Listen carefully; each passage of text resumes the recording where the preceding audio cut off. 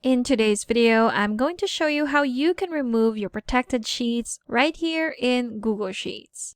So if you're working on a spreadsheet and you're trying to share this with someone, but you've protected some sheets so they won't be able to change it or edit it. So for you to know if you have a protected sheet would be to check your sheets here at the bottom. And you'll see right here, my desserts are actually locked or protected. So I don't want anyone touching this but me. Now, the most important thing you have to remember when trying to remove these protected sheets are the ones who created them are the only ones who can remove them. So let's say you have a coworker who protected a sheet. Now, depending on the permissions that they've created, you will be either given a warning that you can't actually change that or not be able to edit or change it at all.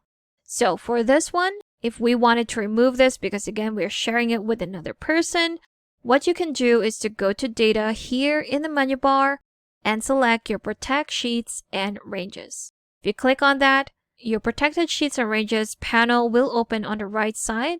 And if you have sheets that are protected, you will see them here right away.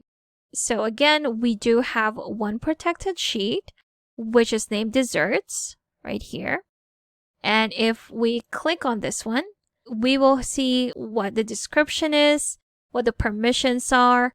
If you just want to delete this, just go to the right side and select the delete icon.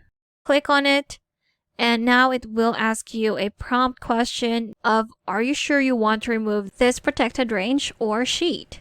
So anyone who has edit access to this spreadsheet will be able to edit the content in the range. If that's what you want to do, then you can click on Remove.